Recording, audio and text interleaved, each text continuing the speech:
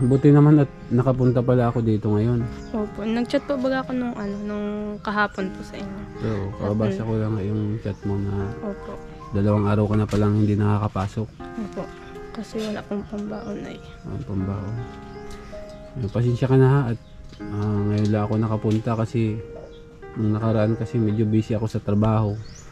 Tapos medyo kinakapos din tayo ng budget ngayon pag vlog ka agad pag wala akong budget ha. Opo, Kaya okay man lang po.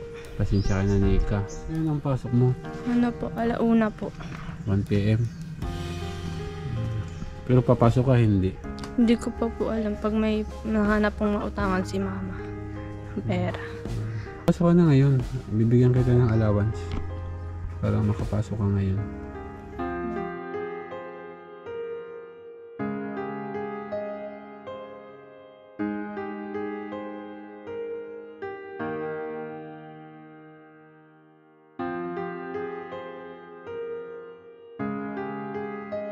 Ayan ka talaga. Baka malit ka. Pasok na. Ingat ha. Chat mo na lang ako ulit. Po Olives TV. Olives Aravino. Olives TV. DJ Francis. Ay makalingap, isang mapagpalang araw po sa inyong lahat. Ngayon nga po makalingap ay bisitahin po natin muli si Nika, no? And siyempre po kumustahin po natin yung kanyang pag-aaral. And nung nakaraan nga pong vlog natin sa kanya, wala po siyang allowance. 2 araw na siyang hindi nakapasok.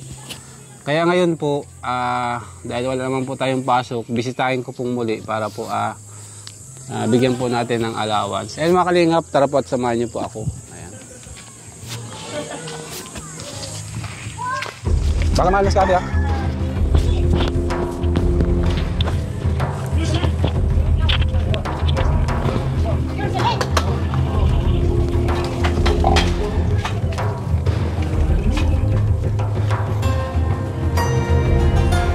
Kasi lang ate, mamadulas ka.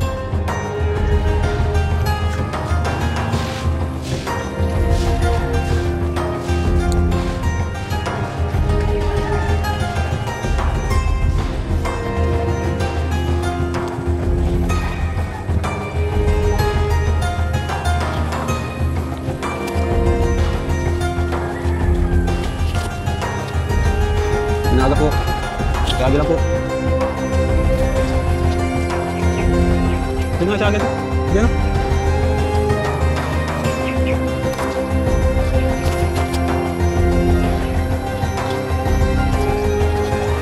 Haluan natin.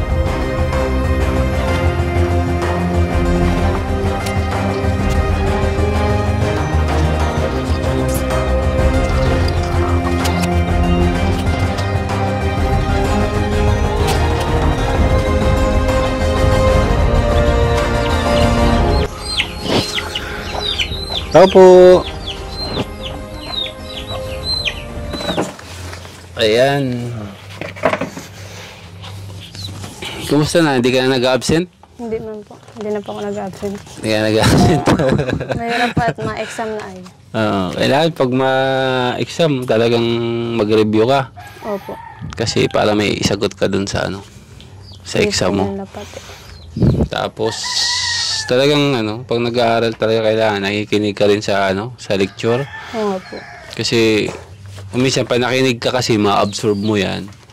Pag na-absorb mo yung lecture niya, kunting papyaw na lang yung review.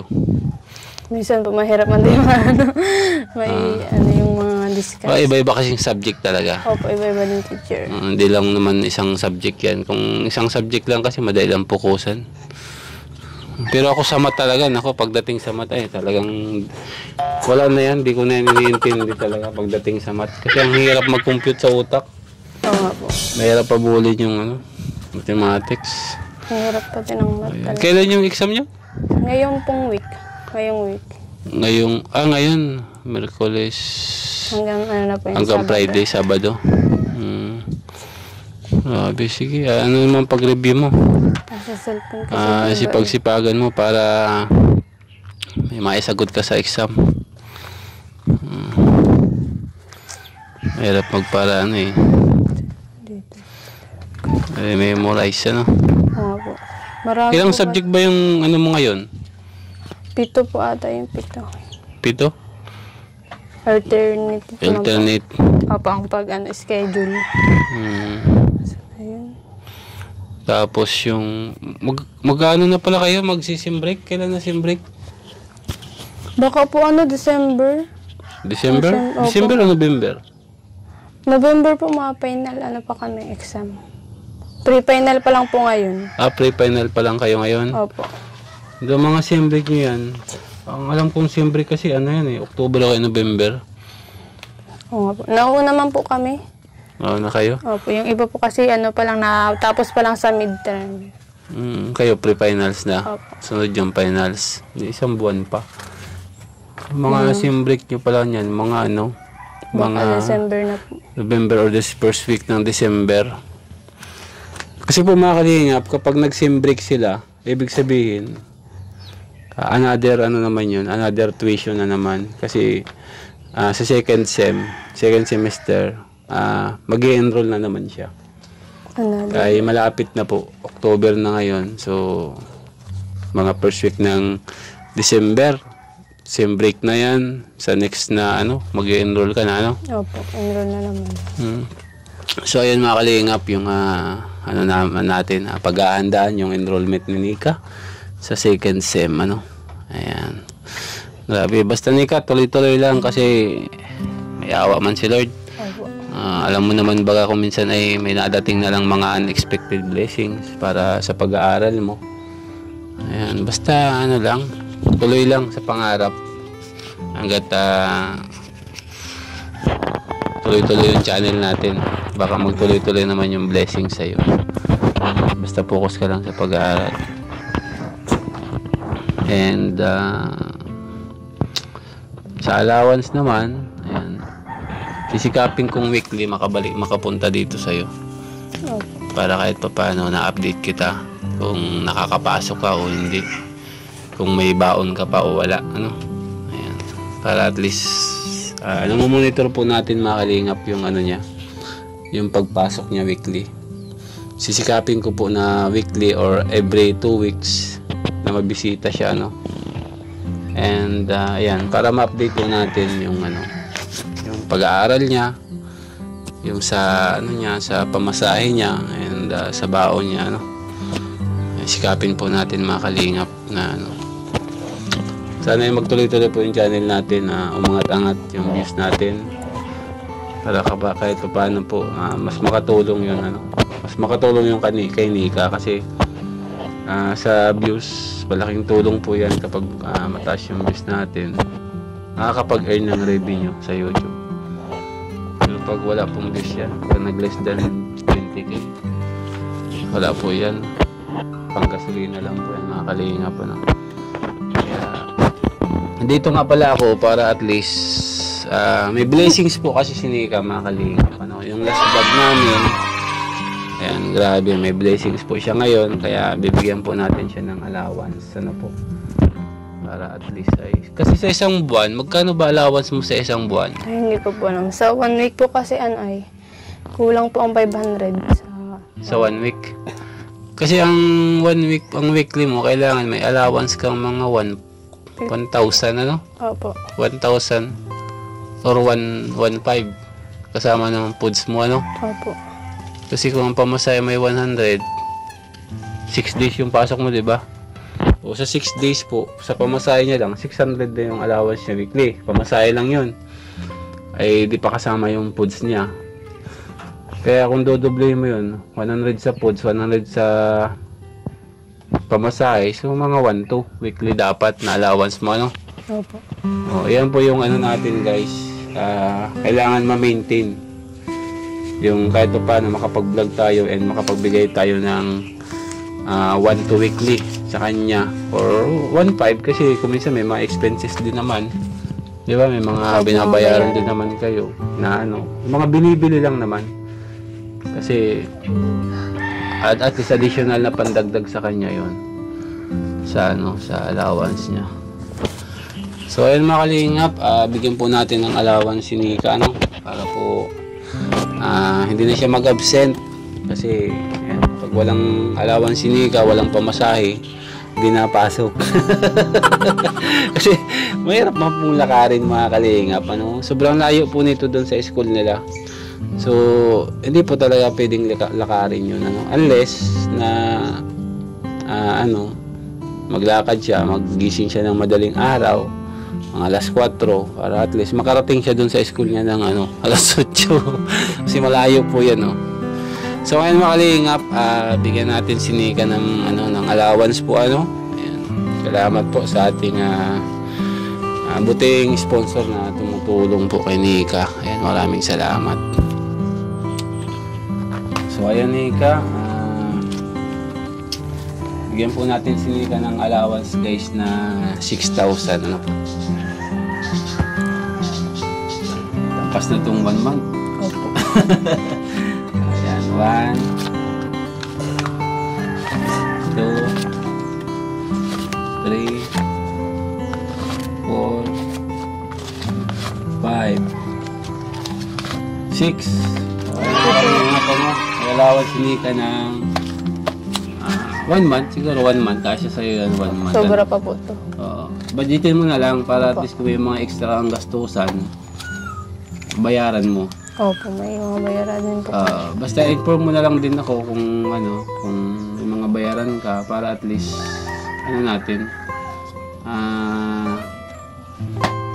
magawa natin ng paraan. Lalo na kagaya nung nawalan ka ng pamasahe, nag-chat ka sa akin. Buti nag-chat po sa akin si Nika, hindi siya nahiya na mag-inform sa akin na 2 araw na pala siyang hindi nakakapasok kasi wala siyang pamasahe. So, ayan, tayo naman po mga kalingap, basta pre po tayo. And gumagawa po ko ng paraan para kahit pa paano magawa natin ng paraan kung ano yung problema niya. Ayan. Kaya salamat po sa mga tumutulong po kay Nika. Thank you so much sa sa suporta niyo po sa akin, sa tiwala niyo sa akin para matulungan po ito si Nika. Maraming salamat po sa inyo and sana po hindi kayo magsawa hanggang makagraduate si Nika. Kasi kapag nakagraduate ka Nika, it's your turn. Pagkakataon mo na yun para makatulong ka sa magulang mo. Opo. And sa mga kapatid niya po. Kasi 3 babae kayo, di ba? Panganay po ako. 3 babae po, panganay siya. And yung mga kapatid mo, anong year na? Grade 11 po yung isa. Tapos 11. grade 9. Grade 9. So bata pa, kailangan pa rin magka-college pa pala yun, Opo. 3 taon. Tamang-tama, paka-graduate niya, magka-college yung mo, kapatid mo, Mga Grade 9, 10, 11, 12, hanggang grade 12 baga. Opo. O di tama-tama, pag-graduating ka nun, pa-first year college yung sumunod sa'yo, Hindi po. Bunso po yung grade 9. Ay, bunso. May yung pandalawa po, grade 11. Ay, grade 11. Sunudan. So, parang hindi makakapag-college yun pag walang budget si mama mo. Hindi po yung mga... Pero sipag lang, malay po. Alam mo naman baga ko minsan. Marunong ka ba magdasal, hindi ka? Opo. Nagpipray ka kay Lord?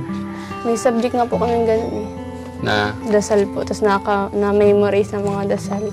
memorize. Malaking tulong yun yung pagpipray natin. Kasi pag walang-wala po tayong malapitan, si Lord kasi talaga, diyan tayo tetestingin. Yung walang-wala ka talagang malapitan, no choice ka. Kumbaga, hindi kay Lord ka lang lalapit, kakapit. Ganun talaga ang gusto ni Lord. Na magtiwala tayo sa Kanya, siya lang yung natin sinasandalan. Yun yung gusto ni Lord na kumbaga itiwala mo yung buong puso mo sa Kanya. Talagang God is amazing. Gagawa siya ng paraan para matulungan ka. Di ba? Basta yun, Nika, tuloy-tuloy ka lang sa pag-aaral and Opo. about sa sa allowance. Ayan.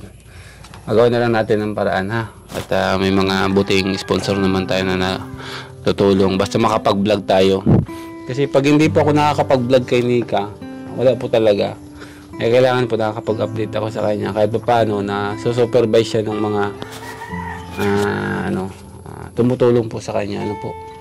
Ayan. So, paano Nika? Nag-review ka naman ngayon. Anong oras ang pasok mo? 1 pa naman po. 1 pa naman? Ang aga pa naman po. 9 pa lang. Nika, pasalamatan mo lang yung tumulong na nagbigay ng allowance. Maraming salamat po sa nagbigay po ng allowance. Malaking tulong na po to. Hanggang 1 month na po to, mahigit. Maraming salamat po. Pero kahit hanggang 1 month yung allowance niya guys, babalik pa rin po tayo kaagad. Pero next week, babalik ulit tayo. Kumustahin natin siya. Para at least, na-update tayo. Kagaya ng sabi, mag-exam kayo, ano? Opo. Para at least makatulong sa'yo yung ano. Mali mo, next week, pag may tayo, may bigay ulit tayo. Kumbaga, at least, maipon mo naman yun. Kung nagbibigay ako, alam ba, makapagbigay ako sa'yo sa sunod ulit. Pag may nagpaabot, di, budgetin mo na lang muna. Opo. Para at least sa mga susunod na hindi man ako makapunta. hindi ka mag-absent, di ba? Yun yung natin. Yun yung goal natin. Tuloy-tuloy yung pag-aaral mo na hindi maapektuhan dahil sa financial na problema, ano? Basta Nika, promise mo wag ka muna mag-boyfriend. Opo. Para at least hindi maka-istorbo sa pag-aaral mo. Hindi naman sa sinasabi kong yung pagbo-boyfriend is nakaka-istorbo sa pag-aaral. Meron din naman nakakatulong sa pag-aaral. Kaya lang, syempre, babae si Nika. Alam nyo naman po, pag babae, syempre, kumbaga, lalaki ang dadala niyan. Kaya kailangan, kahit pa paano, iba kasi pag wala pang boyfriend yung babae, nakapokus lang siya sa pag-aaral. Unlike nang may boyfriend na, nagdadalawa na yan, di ba? Pero nagka-boyfriend ka na. We. Hindi, honest to goodness, nagka-boyfriend ka na. Ano po, yung grade 11 lang po. Grade 11, nagka-boyfriend ka na. Opo. So, ibig sabihin, alam mo na kung ano pag may boyfriend, di ba? O yung focus. Mahirap po. Ano masasabi mo pag may boyfriend na? Sige. Ano po? Mag-share ka. Mahirap. Tapos lalo po pag sakit sa ulo yung makuha mong boyfriend. Stress ka, di ba? Ano po, nakaka-stress po. Hindi lang yan. May mga nakiter akong kliyente na na-stress. Stress nga po. Ang ginawa nila. Binakasan nila yung buhay nila. Mga babae. May 3 akong na naging kliyente. Na-stress sila sa boyfriend. Sinayang yung buhay. Kaya, hindi naman sa aantong sa ganun. Pero malaking bagay kasi kapag Depende po ata pag nag-aaral. Yun, ay di mo naman maiwasan. At pag nahulog ang puso mo kay Cupido, di mo masabi. Kasi alam mo naman, pag ang pag-ibig ay yan, wala kang magagawa dyan. Sasacrifice mo lahat minsan. So, para at least bata ka pa naman, baga, nandyan lang kasi yan, pag boyfriend na yan. Anytime, pag ginusto mo, nandyan lang. Pero ang kagandahan yan, focus ka muna sa pag-aaral. Opo. Para wala sa yung distraction. Hindi ko naman sinasabing distraction yung pagbo-boyfriend. Hindi ko naman po sinasabing lahat. Pero, baga, malaking posibilidad po kasi na pag may boyfriend ka na, madistract ka sa ibang bagay. Hindi lang sa pag-aaral mo. Hindi ka makakapokus. And may mga other activities na magdadagdag sa'yo. Kaya yun. Di ba, na-experience mo na? Opo. Na magka-boyfriend. Anong na-experience mo doon? Nung time na may boyfriend ka? Kaka-stress po, di man puro saya. Di ba? Minsan, masaya. Pero mas marami yung Masakit po. parang broken hearted. Bakit na broken hearted ka? Kailan po, ayun sa ko po. Yung last mo? Ayun po. Ako man po nang iwan. No. Pero bakit sa'yo masakit? Bakit Hindi mo mo- sabi yun, ha? Di mo po sinasabi ko lang pag may boyfriend. Sige, okay. Kala ko tig-break ka tapos may girlfriend na ulit, Pinagdaanan naman po natin yan, mga kalingap, Simple lalaki ako. Pinagdaanan ko yan. So, hindi ko na ikwento. Hirap na. Kaya lang, kumbaga, advice ko lang bilang ano kasi, syempre, bilang nakatatanda po kay Nika, no? Parang kapatid niya na lang po akong panganay. So kahit pa paano, ina-advisean ko siya yung mga pwedeng makatulong sa kanya in the future. Kasi dumaan din naman po tayo sa mga ganyan. So, ayan, ina-advise natin siya para at least maging aware siya sa mga ganung bagay. And kung may iwasan niya, mas maganda. So, pasensya ka Nika ha kung mag-share tayo ng mga ganyan, nangingialam tayo sa personal na buhay mo. Hindi naman ako sa nangingialam sa personal na buhay mo. Nag-a-advise lang ako. Opo. Para at least mas makatulong sa'yo yan. Ano? Nasa sa'yo naman, kung yun ay susundin mo, o hindi. Ikaw pa rin ang masusunod. Ikaw pa rin. Kaya lang, para sa akin lang, yung mga experience natin, gusto ko ma-share sa'yo para at least, yung pag-aaral mo, hindi mo mapabayaan and tuloy-tuloy ka sa goal mo, ano? Para sa pangarap mo. Sa buhay mo, yan, sa pamilya mo, ano? So, Nika, hindi na ako magtatagal at nagre-review ka ngayon, ha? Maraming salamat sa time mo and good luck sa pag-aaral. Thank you po. And kung may problema, gaya ng sinabi ko, message mo rin ako. Info mo rin ako, ha? Sige po. Tapusin mo yan. At, ayun po mga kalingap, alis na tayo at nagre-review po si Nika. So, papasok na rin po itong, kailangan madali lang yung vlog natin para at least makapag-review po siya, makapag-focus siya pag-review. So, ayun mga kalingap, maraming salamat po sa inyong lahat. Thank you so much po. Sa Team Kalingap, sa pamumuno ni Kuya Bal at Edna and Kalingap Rob. And syempre, sa walang sawa po na tumutulong sa ating channel and nagsusupport kay Nika. Maraming salamat po sa inyong lahat. Mabuhay po and God bless you all. Bye-bye.